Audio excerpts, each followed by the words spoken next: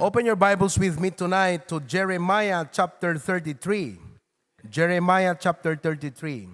I would like to teach you and speak to you tonight on the subject I entitled, Six People Who Ought to Pray. Six people who ought to pray. Anim na tao na dapat o kailangang manalangin. Jeremiah chapter 33 verse number 3. The Bible says, "Call unto me, and I will answer thee, and show thee great and mighty things, which thou knowest not." Kung natin Ilocano, awagan nak, ket sungbatan kanto, ket ipakitak tuken ka, dagiti dadakkel, ken man nakabalin nga banbanag, isuda asaan mo pay nga namuan. At kararag tayo. Apo Diyos, ipamatmat mo kadakam itang arabi ngano anyaman dagiti pagkurangan iti biag mi ita. Dua nga ba nagtipaspasi mo daag na. Ipaspasi mo daag na nga masapul nga kararag kami. Uno ipaspasi mo daag na met nga kurang kam iti kararag. Iso nga itang arabi, Lord, speak to us, touch us, Holy Spirit. I am nothing without you. Ti Holy Spirit mo, iso kumat agsao ka dagiti puso mi Apo. Tapnon ti kasta mariing kami, kat dagiti reklamo mi ti biag, dagiti adu nga parikot mi ti biag, kat saan lang nga iibkas mi ti sarili mi, no di kat iibkas mi kumakan ka. Gaputa isot kunam, ask and it shall be given you. Bless us tonight, dagiti internet Apo, sabi kumata na sayaat. In Jesus' name, Amen. Amoy ti kararag, kakabsat, nakabilbilig. And if there's one thing, listen to me now, may sakadagiti importante kan fundamental nga dapat sursurwom no Kristiyano ka panagkararag. Okay? Siguro napadasan nyo at nagipartnerin dito nagbayag kararag na, pinang nakadot pa ibagan at kararag. So tonight, I would like to speak to you on the six people who ought to pray. Moses cried out to God. Amoy ni Moses? Leader. Are you a leader? No, da kayo kat adaulwan nyo kakabsat, masapol nga man nagkarkararag kayo. Moses cried out to God and God spared Israel from judgment. Kasi may nangyaring hindi maganda. So, sisirain ng Diyos ang Israel, nagkararag ti Apo, binaliwan ti Apo ti sitwasyon. Joshua, ni Joshua kakabsat, captain ni Moses during that time. Sino kada kayo ti foreman, ti engineer? Sino kada kayo ti manager, iti may nga company? You are in charge of a group of people. Kunanan di Bible, that Joshua prayed and made the sun stand still. Because there was a battle kakabsat, kat handamalpas di gubat, they needed more time, kat sumipngatan. So nagkararag ti Apo, kat into doon na di init, kat kunana init, agtalinaad ka, dita ayan mo. Perhaps it happens to us, nga adot deadline adot ti kasapulan ti nga kamatan nga deadline, kurang ti tiyempo, you need God's intervention. So like Joshua, he prayed. Hannah's prayer was answered with a baby boy. The impossible became possible. Kasi Hannah makapagbuntis. Pero nagpray ti Apo kakabsat. Sinagid ti Apo, linukatan ti Apo, iti aanakan na. Kat nakapagsikog, inyanak na ti maysa nga nagbalin nga naingal a propeta ni Samuel. Solomon, how come nga he was the wisest man who ever lived? The greatest king who ever lived. Kakabsat, how come? Because he got wisdom in answer to his prayer. So, dito ikat makita tayo, prayer will make a big difference in your life. So nga, no kitan tayo, bagita itagat, nanumuak, nakapuyak, awan ado nga resources ko, hanggang so DJ di pa kaupayam. Amo no ape nga kasta tayo, God made us that way so that God can manifest His power and grace upon our lives.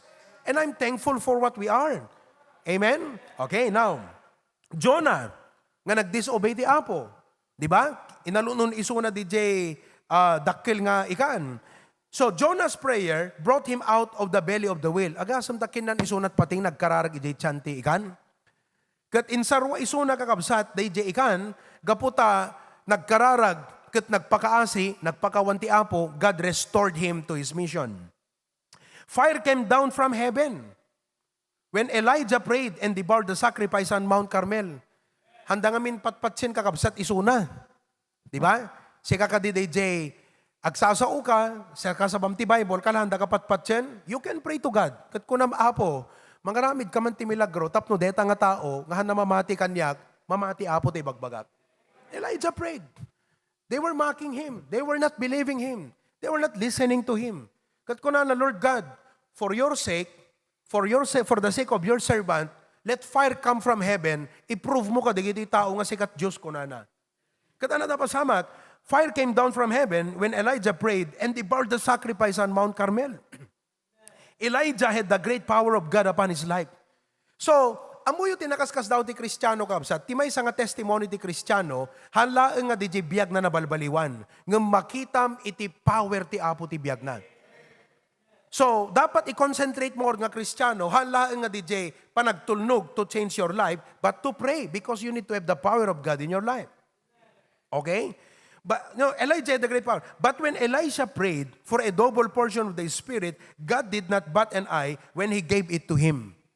Mas naging makapangyarihan pa ang buhay ni Elisha kaysa kay Elijah. Kay Elijah, apoy bumaba mula langit. Mas matindi kay Elisha. Power of God upon his life. Okay? Jabez in the Bible prayed for God to bless him. Gaputa naggapu isuna tinakurape nga pamilya, basita pamilya, mabatbatit nga pamilya, minamaliit siya eh. You know, parang he comes from a family that's not very renowned, that's not very popular.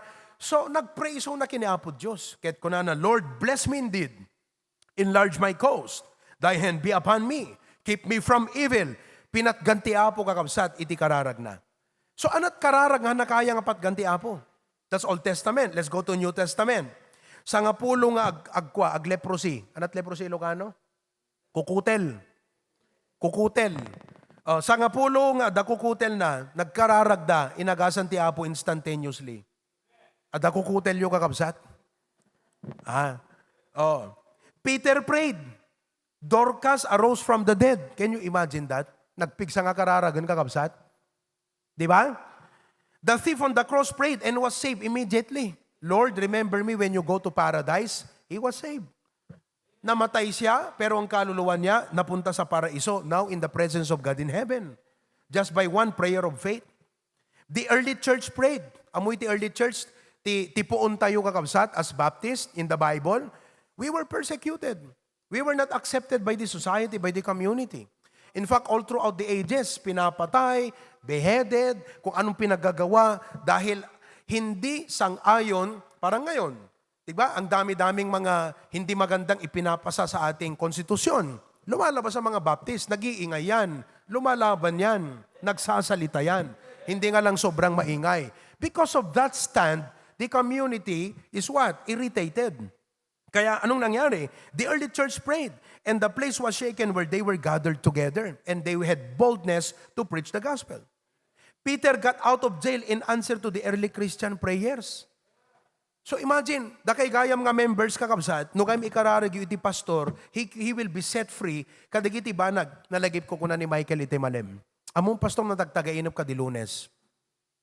Nabangga ka no nagpray sa MMSU, tapos idirumuar kan, adada nakainom, kat binagbagaam ka no ida, di ko ang kat binagkong daga ko na ya. Ano pinaltugan daga mutin pastor, pinapatay daga, permi kanot sangsangit ko kunana. It may not happen in reality, but you know what is telling that? Your pastor is being used by God.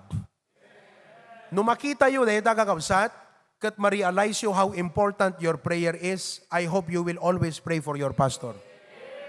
Kasi hindi po biro ang mga pinupuntahan ko, ang mga kinakausap ko, patungkol sa salita ng Diyos. Ang ating mga ginagawa, hindi lahat masaya sa ating ginagawa. So pray for your pastor. The door of the Philippian jail fell open when Paul and Silas prayed. See what prayer can do. So why don't we really pray? It is fascinating to read of the accounts of the prayers of the saints of God in the Bible. But don't we serve the same God? Nakita tayo. Diba? Sinugbatan ti apod prayer da? Hindi ba same God din? Amen? Apay nga tanga idi kakabsat, nakararisgat Kristiyano, nakaregregtat Kristiyano, permi nga nakabilbilag, itag mamayot Kristiyano, agpapatay ti Kristiyano, agkukurot ti Kristiyano. Awan cellphone da iti, da cellphone da ita. Bakit kaya? Awan logan da iti, da logan da ita. Awan kapilya da iti, da kapilya da ita. Apa iti naragragsak da, naregregta da, napigpigsa da, nabilbilid da. nag-aarisgada kakabsat. Datayo agmamayo, agpapatay, aglalanay, agkukurot, agbabackslide. Ano ang kulang? Alam nyo ang kulang? Prayer. I hope you see the point tonight. Prayer. Kasi anyaman na kasasaad mo, mabali mo nga idatag ti apo ti kararag. Anyaman na parikot mo, anyaman na problema. So tonight, I'll speak to you on the 6 people who ought to pray. No, dakay ti dayti nga kasasad ita, you ought to pray. Now, from the Bible, let me also mention some of church history books. George Mueller. Amuyo ka din nga ni George Mueller, na burdenan kakabsat kadigitay orphans in England, Bristol, England. Wala silang mga magulang, walang matuluyan, walang bahay. Doon lang sila sa streets depending on alms. Palimos. Nag-pray siya. Pastor ito, si George Mueller. Sabi niya, God, I have a burden for these kids. Will you use me to build a house for orphans? Kaya nag-pray siya. Alam niyo, ang kanyang panata sa buhay, hindi siya manghihingi kahit kanino. Ipag-pray niya lang kung anong kailangan. And you know what? He built an orphan that housed thousands of orphans. A house. Nag-build so na ti house, nga isut nagyanan ti adu nga orphans, wala siyang hiningan, wala siyang pinagsabihan ng pangangailangan, sinasabi niya lang sa Lord. Lord, kailangan namin ng lote. Tunukan ada umay, nga mangtad ti lote. Lord, kailangan mi di kasti nga material. Maya-maya may magbibigay. Isang umaga, wala nang pagkain, ubos na ang lahat. He called all the orphans together, hundreds of them. He prayed. Tables, plate were empty, all the spoon, fork, nandun lahat. Nag-pray siya sa Panginoon. Sabi niya, Dear God, thank you for the food we are about to partake. Thank you for your provision. In Jesus' name, amen. Sabi ng mga orphans, where's the food? Sabi niya, let's trust God. Suddenly, may nag-knock sa kanilang door. At sabing ganyan, okay, sabi niya, ito ba yung orphanage ni George Mueller? Pastor George Mueller, sabi niya, yes. Okay, yung aking karwahe, punong-puno ng bread. Nasira yung gulong na flat. Walang na flat na karwahe, kayo naman, no? Nasira yung gulong. Hindi ako makaabot doon sa aking pagdedeliveran. At yung freshness nito mawawala at baka masira. Natapat ako dito sa inyo, ibibigay ko to. Can you imagine? No agkararag ka, aggunay ti apo kakabsat. You see, when we work, but when we pray, God works. Detat kurang tayo. Isong agmamayo tayo, aglalanday tayo, because we feel helpless, we feel powerless, we feel weak. Totoo na, powerless tayo. Totoo na, weak tayo. Totoo na wala tayong magagawa. Pero hanggang doon lang ba tayo? Pwede naman tayong manalangin, di ba? Pwede naman tayong mag-pray. Pwede naman tayong humingi sa Panginoon. Kaya mga kapatid, inihimok ko kayong lahat, let us pray. Oh. Wala tayong magagawa na talagang malaki kung hindi tayo manalangin. Oh. Si Hudson Taylor, Charles Finney, believed the Bible and got the power of God through answered prayer. Di gito yung tao kakabsat. They were preachers. And when they pray, people were converted. Oh. So ano, dakabagyan nyo kakabsat nga kayat yung amawin ti apo, panalangin mo sila. Agtignay ti apot biagdag, tignay ti apot puso dakakabsat, you just don't know. Walang matigas na puso sa mainit na panalangin. They called upon God and He answered them and showed them great and mighty things which they know not. Dapat ang Kristiyano pag pumunta ng church, ang pinag-uusapan, mga answered prayer, hindi lang puro problema, hindi lang puro suliranin, kundi puro answered prayer. Oh. Ngayon, anong answered prayer nyo? Kaya hindi tayo pinapaniwalaan ng mundo, hindi nila nakikita ang kapangyarihan ng Diyos sa buhay natin.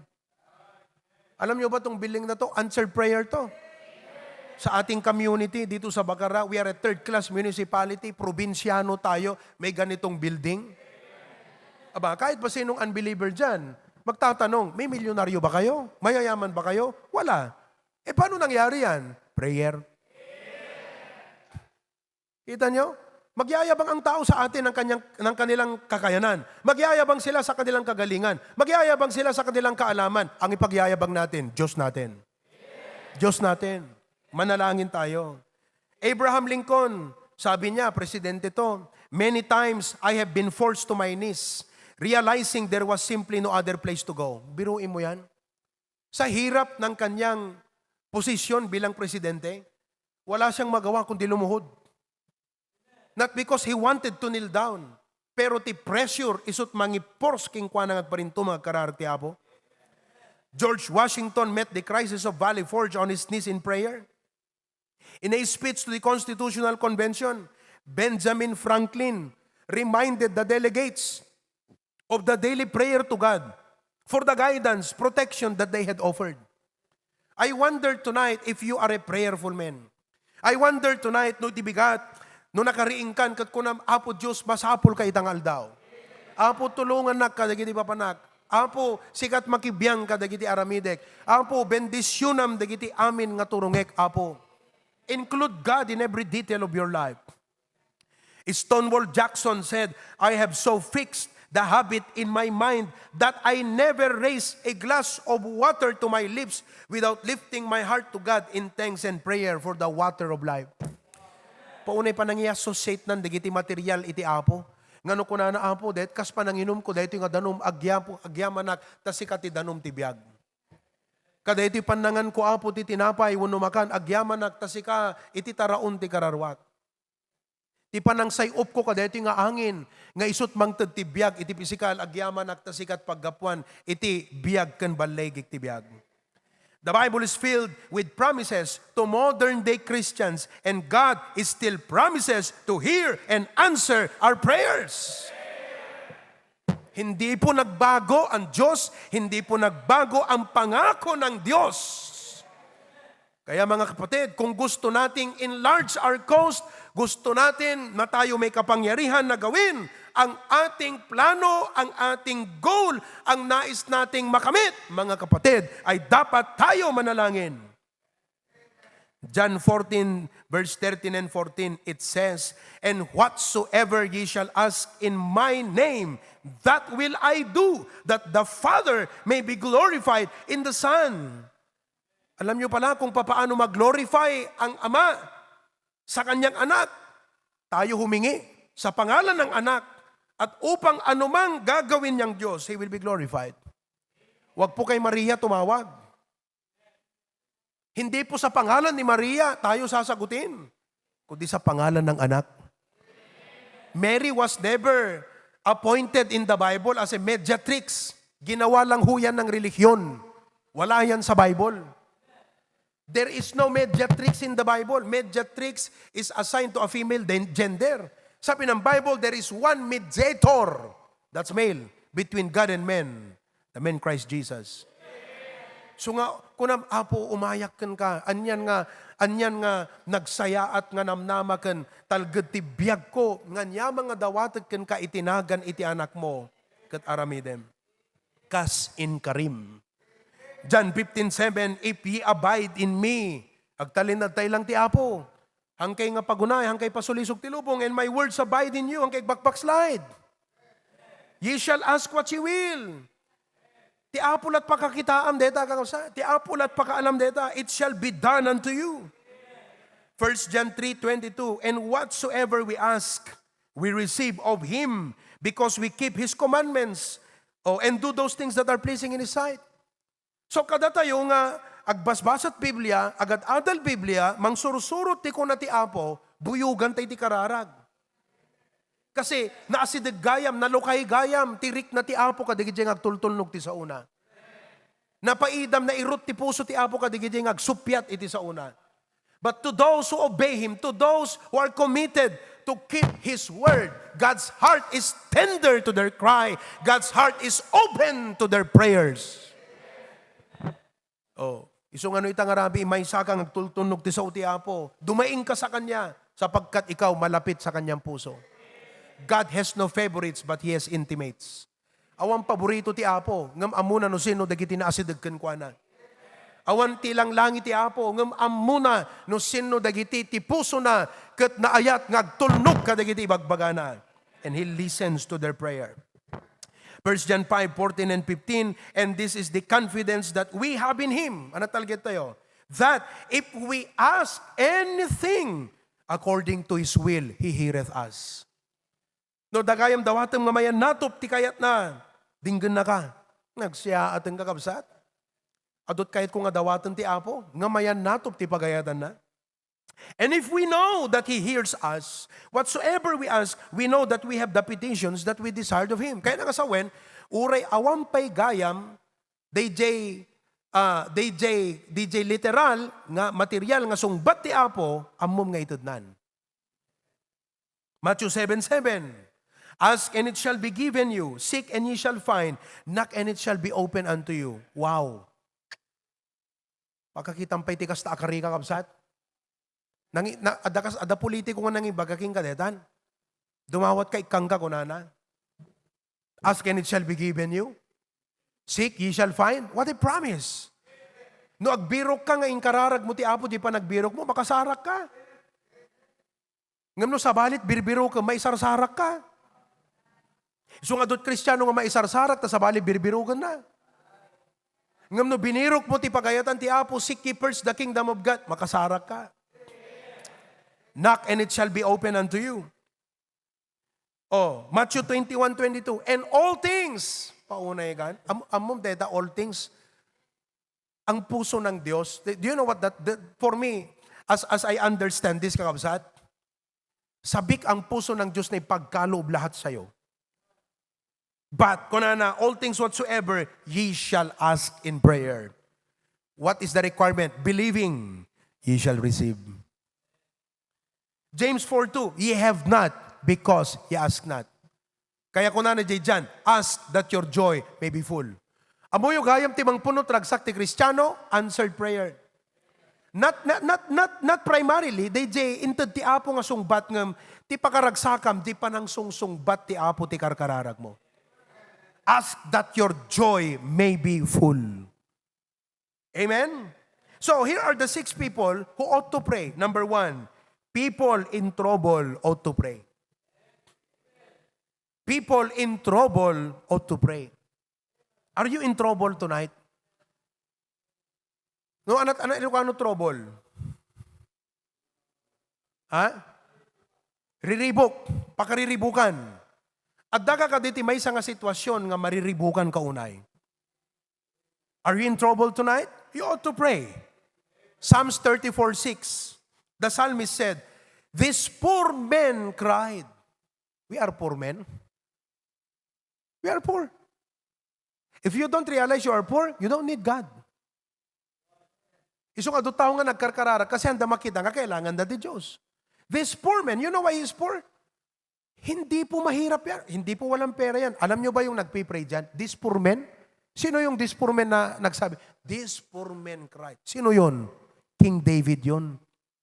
Hari ka? Sasabihin mo, this poor man cried. Ibig sabihin, alam niya na sa kanyang kalagayan, helpless po siya. Alam niya na sa kanyang sitwasyon, hindi niya kaya sa sarili niya. Kaya't sinabi niya, Panginoon, this poor man. Dapat ho, ganun tayo. I-acknowledge natin, without God, we are nothing. This poor man cried, and the Lord heard him. Nagmayatan. And saved him out of all his troubles. So kada tayo iti pakariribukan, pakarikutan, pagmulanglingan ka na dumapay, ano aramidam? Umawag ka ti Apo. Umawag ka ti Apo. Kahit nga sawon ka kapsat, ti Apo, haan na, nga i-despise. Ano Ilocano despise? Han na ilaksid, han na pabainan. At the lugar ti puso ti Apo, kadigiti tao nga mariribukan, nga umawag kan kwa na. At the lugar mo ijay puso na. You have a place in the heart of God. You have a place in the mind of God. And many of us tonight are in a big trouble. In trouble. I don't know what are your troubles. Financial trouble. Ano pa eh? Family trouble. Relationship trouble. Trouble in the workplace. Troublemaker. Wag naman. But if you're in trouble, you have a place in the heart of God. Oh. Kunana Philippians 4:6 and 7, be careful for nothing. Hangkay madanagan. Amoy pakadanagan tayo. Sino kadakit ada pakadanagan na ita? No pakadanagan, halang ati mabubuteng, pakaringguran, makarikutan, pangalak nga tatkastoy. Pangalak kwarta, awang bagas, awang gas, awan agas. May mapa nagtutuition fee. Diba? Oh. Alam mo bakit minsan hinahayaan ng Diyos na tayo dumating sa ganung punto? Para hindi po mawala ang ating prayer. We will always need God. Kasi kung nasa iyo na lahat, hindi mo na kailangan ng Diyos. Di ba? Okay? Be careful for nothing, but in everything. Sa lahat ng bagay na yan. Ang alin? Hindi pakarikutam, pakaringguram. Ano aramidam? By prayer, manalangin ka, supplication, humingi, with thanksgiving, na may pasasalamat. Anong gawin mo? Sabihin mo ang request mo. Let your request. Ibagam. Apo, itid mo ka di deti nga pagkasapulak. Kasapulak, apo, ti 1,500. Apo, kasapulak, apo, detoy. Ibagam ti apo. And what happens? The peace of God which passeth all understanding shall keep your heart and mind through Christ Jesus. So again, who ought to pray? Those people who are in trouble ought to pray. So no umay katikapilya, uri adu trouble mo, naragsak ka.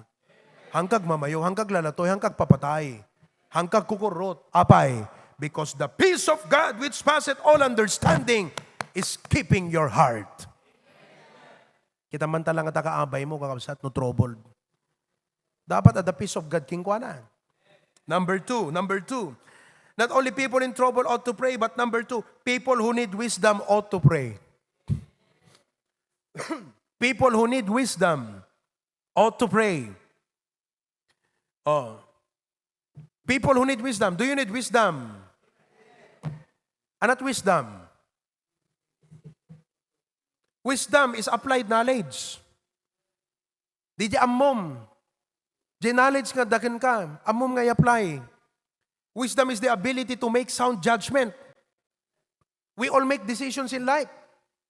Kada gito nga decision kakabsat, they either harm us or help us. They either break us or build us. They're either a blessing to us or a blunder. Anak blunder. Pakaisagbakan. Pakayabutan. Hello? Oh. So, anat kasapulam, apo, ikanak ti wisdom ng desisyon.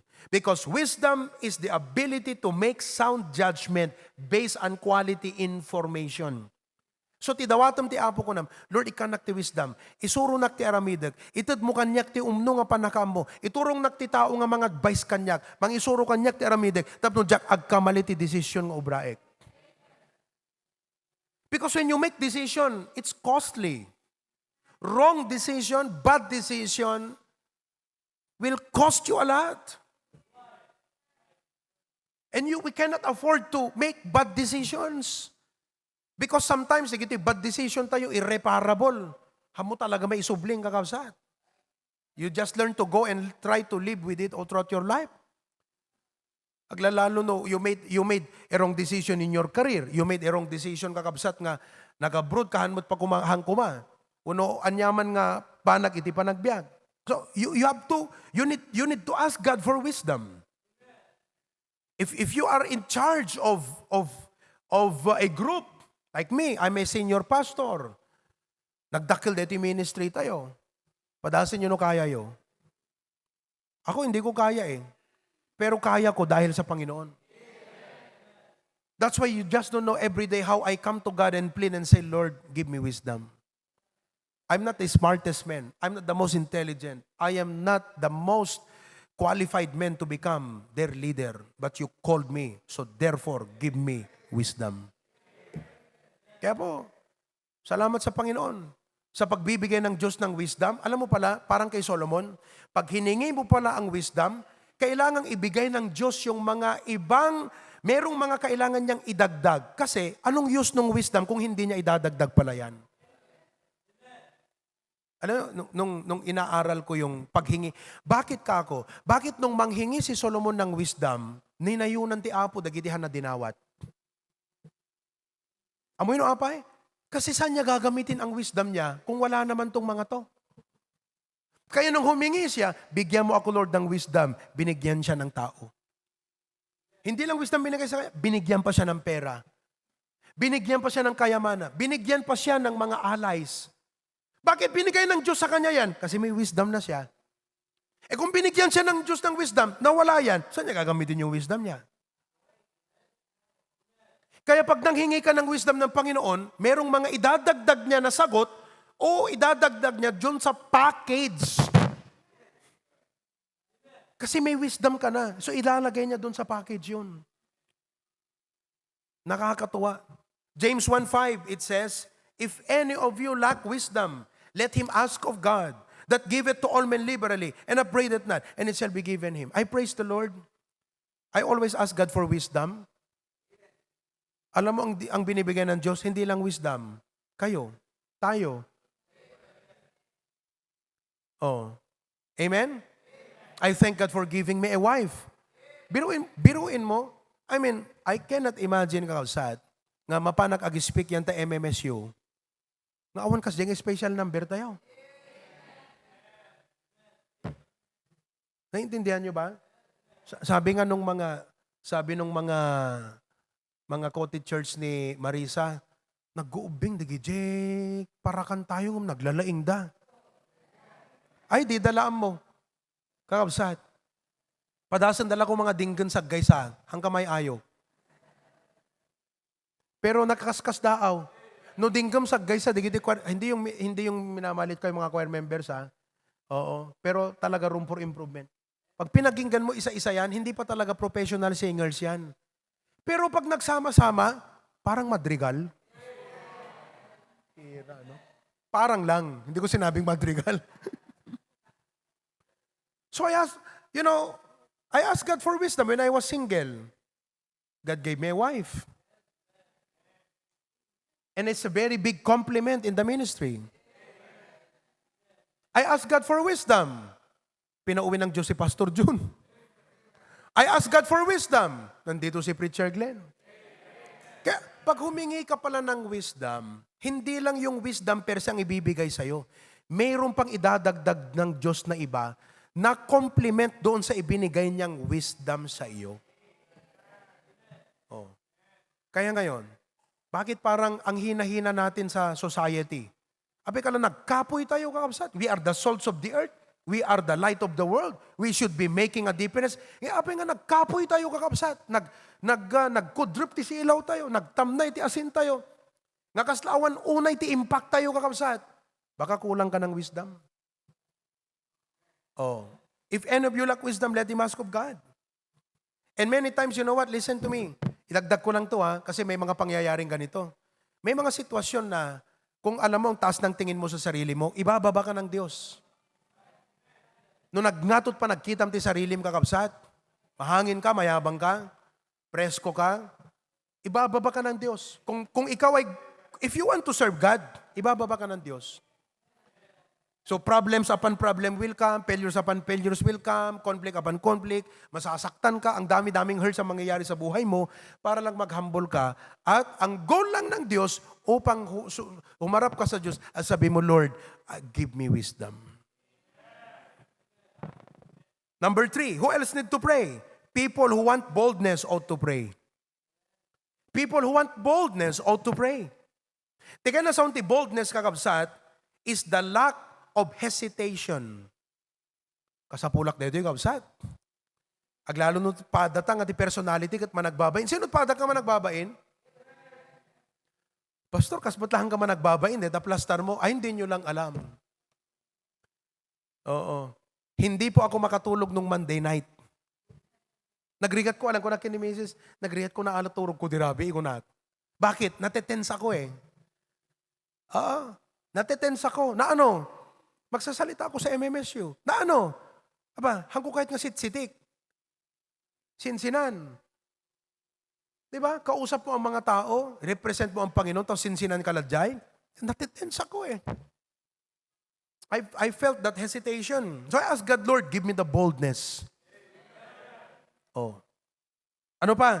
Lack of hesitation or fear in the face of risk or danger. Sa kalagayan naman ng mga early churches, gaputa, aduti kwa, di kita, anak yung sa unan, mang usig, usig, di Ilocano? Mangidadadanas. Diba? Adut mangidadadanas kada kwada, kunada di Acts 4, and now, Lord, behold their threatenings, and grant unto thy servants that with all boldness they may speak thy word. Apoy dum kada kami turod. Kasi butbut ka na kami eh. Ibagbagada kada kami, nga numaminsan pa nga manggagping, agsaw kay di kasta, papatayin na kayo. Kunada, give us the boldness by stretching forth thine hand to heal. And that signs and wonders may be done by the name of thy holy child Jesus. And when they had prayed, the place was shaken, where they were assembled together. Kahit nangasawan, nagkunay ti Apo. And they were all filled with the Holy Ghost. Pinuspos sila ng kapangyarihan at boldness ng Panginoon. And they spake the word of God with boldness. Nga awang kaamak da nga kasarita nga tao, awang kabubuteng da. Nga pangibagaan iti ebanghelyo, nga pangikasabaan. Uri sino nga tao nga nangato nalatak Poncio Pilato ken Herodes, they were not afraid to face them and teach them the truth of the word of God. People who need boldness ought to pray. Number 4, people who want spiritual revival ought to pray. People who want spiritual revival ought to pray. Ano't spiritual revival? The spiritual revival, kakabsat, katkasla mo lang agmamayo, nga masapol na ti masibugan, tapno lumangto. Amen? Damagaman ta kaabay mo, nalang tumot lang ti spiritual life mo, wano agpapatay. Oh. Amo yung kakabsat, listen, adot consequence ti biyag mo ti panaglamiis mo, alaglawag kay pumdeta. Amo no, listen ha, no believer ka, kada kaya nagbuy-buya, hanyo ko na ang kakabsat nga deta panaglami issue ti church, panaglami issue prayer, panaglami issue panagbasat Biblia, panangted, panaglami ismo panang suporta ti pastor, hamo ibaga nga awang consequence ng hanan na imbag tabiyag mo. God is not mocked. Meron at may consequence ang iyong panlalamig sa Diyos, sa Kanyang salita, sa Kanyang gawain. Kaya alam nyo, sa bansang Israel, chosen nation ko na ngamin di Old Testament. Tiyana sa ti chosen nation, kadagiti amin na countries, iso pinili ti Apo nga inbilang na nga tao na. These are my people. And there were times that when they live a comfortable life, nasaya at biyagdan, okay na sila, just like any one of us. Diba? Lumamiis mo tin kakabsat ti Apo. They turn to other gods, mapandang kadagiti ibang bantay, sa bali nga Diyos ti worship undan, handa mapandi tempolan kakabsat, they neglect the things of God. Because, why would I need to go to church? I'm okay. Why do I need to read the Bible? I have a lot of things here. Diba? Ba't kailangan kong mag-pray? Ang dami laman ng bank account ko. Ganon yung kalagayan nila. And do you know what God does? He will remove His heads of protection around them. Not because He does not care for them. Amon no napasamak ti biyag mo nga kasla, apay inatak na ka ni Satanas kat naala ka nga namin pinsan, God remove the heads of protection. Why? Because He wants to revive something in your life. So nangyari, the Lord removes the heads of protection around them. They were given over to their enemies. Umay digiti Babylonian, umay digiti Assyrian, umay digiti Persian, and would besiege them. Kaya if you study history, you cannot study history without learning Israel because everything in history points to Israel. Lahat ng mga yan, empire, Roman Empire, Persian Empire, Medo-Persian Empire, Babylonian Empire, Assyrian Empire, lahat po yan ang target Israel. Oh. So, they were defeated. Kinukuha sila ng mga kalaban. Ngayon, sabi ng Diyos, meron siyang paalala sa kanila. May paalala. Sabi ng 2 Chronicles 7:14, paalala niya, if my people who are called by my name. Ibig sabihin, pag itong mga tao ko ay nandun na sa kanilang mga kalaban, na mga alipin na sila ng mga kalaban nila, pag ang aking mga tao ay tatawag sa akin. O mga tao na natawag sa aking pangalan, shall humble themselves and pray and seek my face. Inulit ko ha, yung kanilang pagtalikod sa Diyos, may consequence. Ganon din ho tayo. Basta lumamis ka ti Apo, the consequence na biyak mo, laglagi pumdeta. Kaya hindi ka dapat manlamig sa Diyos. Okay? Pero kung nanlamig ka, nasa sitwasyon ka, naglamlamis ti Apo, ikaw yung dating daan na bilik Kristiyano. Baptist ka, pero dating daan ka. Dating active, dating nag-church, dating masaya, dating nagbabasa ng Biblia, dating nagpipray, pero along the way, may mga temptations, etc., mamiis ka, may naging hindi magandang epekto ng panlalamig mo sa buhay mo, sa pamilya mo, at lahat-lahat na, anong gagawin mo? Humble themselves. And pray. And seek my face. So, big sabihin, turn from their wicked ways. Okay? Talikodan da digito yung inararamid da. Then, will I hear from heaven. Makikinig ako. And will forgive their sin. And will heal their land. Heal their land. Apa yung land, tihilan ti Apo kakabsat. Heal their land, kunana. Agasak to, ti dagada. Why? Because devourers will come. At awan di heads of protection ti Apon. Maperdi amin na maisda. Amin nga di kita graup da. Awan ang kakabsat. Katnuwas nga naperdi dito dagada, anapin ti pagbiag da. Api nga napasama. Kasi inalis ng Diyos ng blessing. Inalis ng Diyos yung kanyang favor. So when they realize, okay, we are in this situation because of our backsliding. So if they humble themselves and pray and seek God's face, God will hear.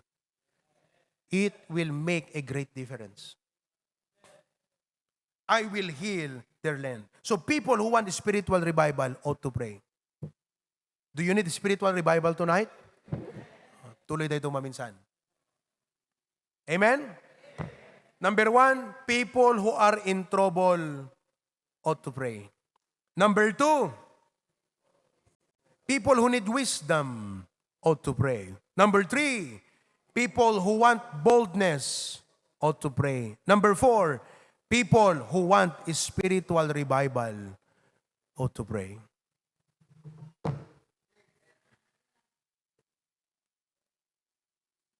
Ang sabi ni Apostle Paul, pray without ceasing.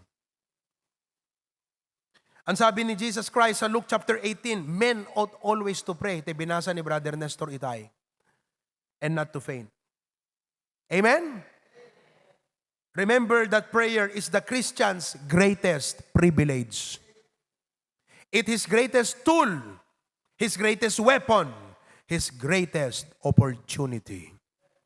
I hope na agawid tayo kakabsat, ikaso tayo't panakisarita tayo ti Apo. Set aside a moment and time and talk to God. Tell Him your trouble. Tell Him your request.